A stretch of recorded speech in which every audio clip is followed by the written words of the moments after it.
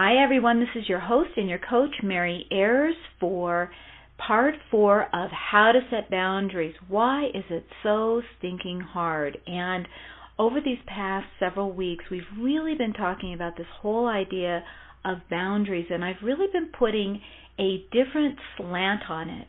So let's just recap, because I know that if you're new to this and you're just listening in for the very first time, you may be thinking, oh, I get boundaries. I've heard about boundaries. That's where you tell somebody, you cannot treat me this way. You can't talk to me this way. And we think of it in this idea that I have to get into this aggressive stance that will say, stop, you can no longer do that. You can no longer treat me that way. And while that may be true, there may be times in our lives where that is the approach we need. Most people think of it that way, so instead of feeling uncomfortable with the idea of setting that kind of boundaries, they've really kind of pushed off setting any boundary at all. And we've been looking at it from a different perspective. Instead of this idea of conflict, that I'm going to have to set this boundary, I'm going to have to stand up for myself or somebody else and say, you cannot do this. And then, of course, the second step of that is we were told and taught that we have to follow through. What am I going to do about it? I can tell somebody, you can't do that, but then I can't make them. So now I feel powerless, so why should I bother? Or we hear, I'm going to tell you you can't do that, and then we have to follow through with, and here's the consequence. The consequence being, I will leave this job, or I will leave this relationship, or I will get up and walk away right now. And we know in our hearts of hearts that we're not ready to take that kind of action. We know we're not going to leave the job. We know that we're worried about money, so we don't have that freedom to say, the heck with you, I don't need this, you can't treat me this way, and walk off the job, because we think, well, how am I going to pay the rent, and how am I going to make the car, and how are we going to eat? So it feels like we've been put into a position between a rock and a hard place, that we're supposed to have boundaries, and yet we're also supposed to support our boundaries. We're supposed to draw that line in the sand and then take action when somebody pushes past our boundaries. And it feels like the solution is, well, if I'm not ready to take action, then I really shouldn't set a boundary at all. And so we do this all or nothing type of a thing with boundaries. But we've really been exploring in this series that boundaries, while they can be seen as telling somebody and standing up for ourselves and saying, I will not tolerate that, really it's another way of telling people what we will tolerate, what we will accept. We're helping them know how to treat us, what we are going to allow ourselves. So last time we talked about the right to be able to change our mind, the right to be able to say, I'm not ready, the right to be able to say, I need to slow down, the right to say, I understand that's how you think it should be done. However, this is what I'm going to do with it. And so we found the magic in this very simple word of however. Another version of that is nevertheless. And so we string these ideas together by saying, this is what you wanted, however, here's what I'm going to do. And today I'm going to give you another way of saying yes. That's how I think of it. I think of it as a way to say yes. And to begin with, I'm going to kind of put this little play on words, because to begin with, we're going to really start with, do I feel free to be able to say no? So our right is, I have the right to be able to say no when I do not want to do something, when I think I'm not available, it doesn't work for me. I have the right to say no. And I'm going to leave it right there right now, because I know, just even with that statement, there are some people out there who are thinking to themselves, I'm not really sure I do have the right to say no. Mary, I think you're wrong. I don't think I do get to say no. I'm not supposed to say no. I was never taught that I could say no. I didn't get the chance as a child to say no. And I would say to you, that's probably very correct. Because as a child, there were very few opportunities to be able to say no. We heard a lot of no's, And I've been teaching a parenting class for absolutely years called How to Raise Children Who Can Change the World. And one of the things I've always taught in my parenting is ways to be able to say yes more often. And so being able to say yes is so empowering. But we also have to feel comfortable being able to say no. And we're gonna do some tapping on that, because I think being able to say no and what comes up for us is really our very first obstacle. And I think for some people who have already said, oh no, I'm not allowed to say no, you can't say no, have already got that into their mind that they wouldn't be able to hear right now, for instance, another way of saying this. So the very first thing we're going to do is really tap on this whole piece around being able to say no. Ask yourself right now, do I feel right being able to say no? Can I? Do I have permission? You might say to yourself, I get to say no, and feel it on a scale of 0 to 10. How true does that feel for you? Or you can say, I'm not supposed to say no, and say to yourself, how true does that feel? 0 to 10. Whichever direction you choose to find where the charge is for you around this no, whether it's on I get to or I'm not allowed to, feel it in your body, scale it on a 1 to 10. I'm going to play a little bit more with I'm not supposed to say no. Feel that in your body. How does it feel? Does it feel truth? Do you feel a little edgy when you even think about being able to say no to somebody? You might even get a particular picture in your mind of who you would think about saying no to, and you think to yourself, ooh, they would be angry with me if I said no. They won't like it if I said no. It could be a sister, it could be a spouse, it could be a boss. No matter who it is, can you get that picture? Imagine that person standing in front of you and you saying to them no, and saying to yourself, I'm not allowed to say no. Let's do some tapping on that, starting at the karate chop. Even though I'm not supposed to say no, I'm not allowed to. I know how they would respond. They would get really mad. And even though I have this belief that I'm not allowed to say no, I'm open to the possibility that I can say yes. Even though I could never just say no. No, I don't want to. No, that doesn't work for me. What if I could find a way to say it? Even though I'm not supposed to say no, I'm not supposed to start a riff, create a problem, I'm supposed to go along, keep everybody happy. That's my job. I'm going to stay open to the idea that there is a way to say no that could feel comfortable, that I could learn, and accompanies a yes. Now let's go through the points. At the eyebrow, I can't say no. Side of the eye, they wouldn't like it. Under the eye, I'd get in trouble to say no. Under the nose, I could imagine their face now. On the chin, how upset they would be. Collarbone, the look on their face. Under the arm, just thinking about saying no. Top of the head, I'm not permitted to say no. Back at the eyebrow, it would feel very uncomfortable for me to say no. Side of the eye, there are times I'd like to say no. Under the eye, but I second guess myself. Under the nose, do I say it? On the chin, or do I not? Collarbone, I want to be able to say no.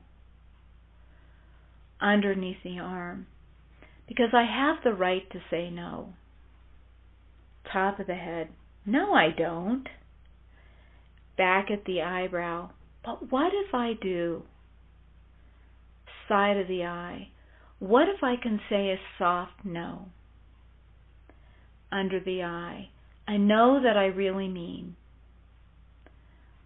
Underneath the nose, what if I can find a way on the chin to support my needs, collarbone, and offers up some choices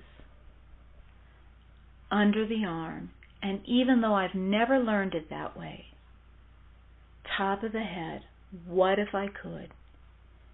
And take a breath. Now there may be some old memories that pop up for you, some things that you heard, things like, don't talk back to me. You will do it my way. I'm the parent. This is the way it is. Threats that came your way. If any of those kinds of things pop up, they are those events around when you tried to stand up for yourself, when you tried to say no before, where you got shot down. And I want you to take those events out. Those are your little private moments. And you can go back through the tapping that we did, thinking of that particular event for you. See it in your mind's eye. Run that tape over and over of seeing that person say to you, don't give me any lip, don't give me any attitude, don't talk to me that way. It's my way or the highway. There's a threat to you. You want to play through those moments and tap while you're watching them so that you can feel that charge in your body of what was going on. Maybe the anger that was coming up or the fear that you had. Whatever that feeling was for you, go back, go through those moments while tapping on them and re-listen to that little bit of tapping and see that, just using that tapping as a way to take you through your event until you can feel the sense of, I could play with this idea of saying no. Right now, it's not about, I could definitely say no. That's not what we're trying to get to. What we're trying to get is just so that the idea of exploring the idea of saying to somebody, nope, that doesn't work for me, is something you're willing to try.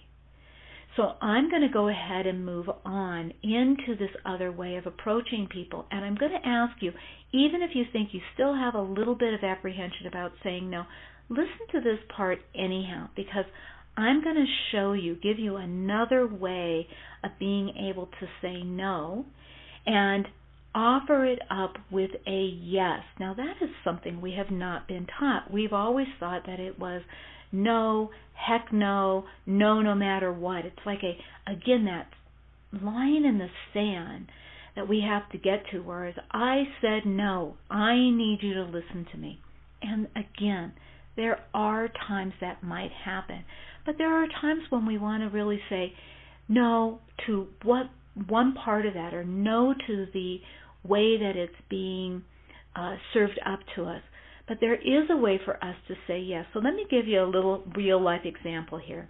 I had a client once who was a grandmother, loved her grandchildren dearly, and her daughter and her son-in-law lived close by, and they invited her, they would ask her to babysit frequently. And she felt that she didn't have the right to say no. She felt that she would be a bad grandma if she said no, that her children would get mad at her if she said no, that they relied on her, that she wanted to be able to help not only her children but also to spend time with her grandchildren.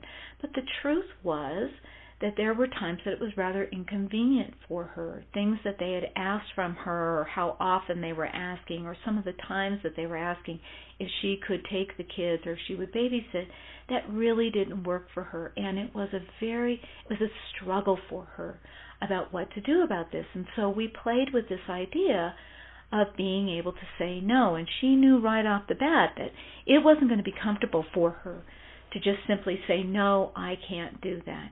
And I could appreciate that. So one of the things we played with was the idea of being able to say, that won't work for me, however, this might. So she could say, when they asked her, can you babysit Tuesday night at 5 o'clock, or can you take the kids this Saturday in the morning, her practice was, after we tapped on, oh my God, they're going to hate me, they're going to think I'm a bad mom, they're going to think I'm a bad grandmother, First we tap on all of her concerns about that they're going to withdraw, they're going to give me the cold shoulder, they're going to withhold the kids from me. All of those fears, we tapped on those, and then we played with this idea of being able to say, I'd love to watch the kids on Saturday. However, 11 o'clock will not work for me. What I could do is I could take them at 1. And if that works for you, I would love to do it. And here's what I want you to hear in that. There is both a no and a yes. This is what you would like. You would like me to do that. And that doesn't work for me. These are the words. That won't work for me to be able to do it at 11 o'clock. However, that's our linking. And then we have the statement of what I could do. I could do it at noon. Now, the truth may be that her daughter said, well, that won't be helpful for us. We need something earlier, to which I get to say, oh, I'm really bummed because I would gladly do it at noon. However, I'm not able to do it at 11. So here we are with a very gracious way of saying, oh, shoot, I'm sorry that I'm not able to meet what you need. I offered you something I could give, and unfortunately that didn't work for you. There's a yes and a no contained in both of that. There's an offer of, this is what I can do, and I hope it fits. And if somebody says, well, that doesn't fit, and we say, shucks, doggone it, well, let's try it again next time. Maybe I can get it to work next time. I've had people say, when they've tried this on, they go, my gosh, sometimes what I got instead was somebody saying, you know what, maybe we can move our plans around so that 12 would work. It's like now we are in a more collaborative relationship instead of one being held by guilt or resentment, feeling manipulated, is to be able to say, shoot, I really wish you could do this. Oh, I wish I could too. And here's when I can do it. Here's how I can do it. I can do part of that, but not all of it. It's just the idea. I'm trying to give you some real practical ideas of how you would say it when somebody's asking something of you. I've had occasions, I know I'm going to use children and parenting examples because they're so much easier to see sometimes, but even if a sister or a sibling says to you, can you do this, or I need that, I need to borrow your car Thursday, and you say, you know what, that won't work for me for you to borrow the car on Thursday. However, if you can wait till Friday, I would be able to give you a ride to this place that you need. And we know that we may come up against the fact that somebody's going to say, well, that won't work for me. I need to do this on Thursday. It doesn't help me that you can do it on Friday. And we're saying, doggone it, I get that. I know I can't be helpful to you on Thursday, but I wanted to be able to say to you that here's what I could do, and I would gladly do that on Friday. And just to be able to know, doggone it, wish that had been able to be something that I could work out. However, it wasn't. Here's what I can do. These things we need to play with. Just the idea of it. So while it may sound like it's over your head, it's only because you haven't tried it yet. I encourage you to write down the words where you say to somebody, oh, doggone it, unfortunately I won't be able to do this. However, I could do this. Look at those words.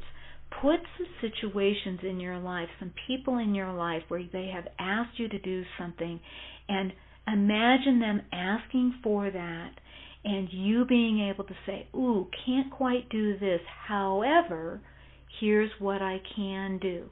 Here's when I can do it. You have to play with these concepts in order for them to come easily out of your mouth. Okay? Don't anticipate that you're going to listen to this kind of a radio show and immediately have those tools. There's a little bit of rehearsal, a little bit of getting those nerve cells and those brain cells all in order with a little bit of rehearsal, and imagine yourself saying it. Listen to some things. Maybe you watch something on TV and you say to yourself, okay, there was a situation, how might I take that and turn that into a way of saying no and a yes? I'm saying, no, I couldn't do that, but I could do this. No, that won't work for me, but this is what would work for me. I wouldn't be able to make that time, but I would be able to make this time. Notice it's always the same. You're just playing with it. You'll get the hang of it.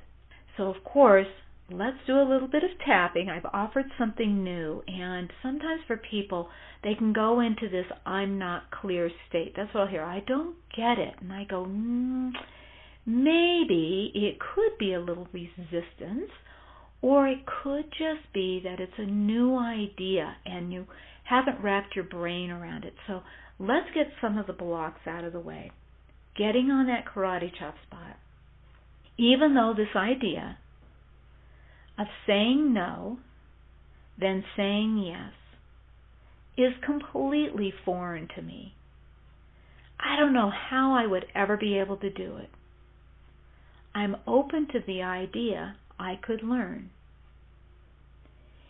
Even though this is a new idea and it doesn't make sense to me, I'm not clear about how to go about it. I don't get things sometimes. What if I could be clear? What if I could try it? What if I just played with it and I had fun? Even though this is over my head, I don't get it. I'm confused. That's okay. That's just a sign that it's a new idea. I haven't tried it yet. And I'm just going to stay open to the idea that I can play with it and learn it, and that I might enjoy it. At the eyebrow, I really don't get this. Side of the eye, it's really confusing. Under the eye, some part of me is really resisting it. Under the nose, I just don't get it. Under the chin, it feels really difficult. Collarbone, something I can't get. Under the arm, but what if I could? Top of the head, it sounds simple enough. Back at the eyebrow, maybe I'm just afraid to try it. Side of the eye, I've never done it before. Under the eye, but if I rehearsed, under the nose, practiced some, on the chin, and then tried it out, collarbone, it would give me the opportunity to learn. Underneath the arm, and I am a good learner. Top of the head, I've decided to give myself permission to try this on, play with it, and see what happens. And take a breath. Something new, like this whole idea of setting boundaries, sometimes we need to listen again and again. After all, we're coming from a very old paradigm about what setting boundaries means.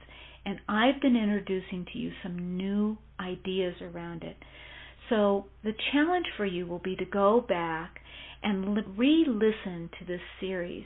And now that you have a little idea of where it's going, you might find yourself a little bit more open to some of the ideas that I've presented over this. Doing boundaries or changing boundaries or learning how to do these boundaries, when it's foreign to us, we don't always feel accomplished. We don't feel competent. And a lot of times we'll back off for something that we don't feel competent for. But how else can you be a learner if we won't allow ourselves to be a little uncomfortable while trying something out? That's why I'll encourage you to write it down. Put it on a sticky note very simply. That won't work for me. However, this will.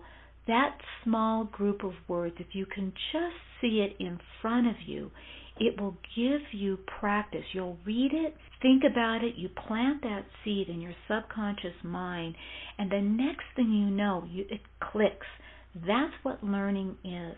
If you have some huge, big boulders, things that are really holding you back from trying something on, some experiences that you had that really taught you it's not safe to speak up for yourself, you may need to work with somebody. And that's okay, just somebody to get us moving a little bit, maybe an EFT practitioner, somebody who might be able to help you see where those blocks are, what gets in your way, and to be there with you while you're doing that work. That's okay. Sometimes that's what we need to do. Give yourself permission to work with somebody or to take your time with this. Either way, you have the right to have rights. You have the rights to stick up for yourself. You're worth it. This is your coach, Mary Ayers, and I love hearing from you. You can get a hold of me, send me an email, a question, even if you want to do a consultation. Mary@tapintooaction.com. It's all one word, Mary@tapintooaction.com. I have loved doing this series with you guys. I love your feedback. I've gotten some of the funniest emails from everybody about what they have tried on and what they've learned and the reactions that they've gotten. They've never seen themselves in a place before where they felt so good setting those boundaries, and I encourage that for everybody out there to give it a try. You are worth it. This is your coach, Mary Ayers. Until next time, stay brilliant.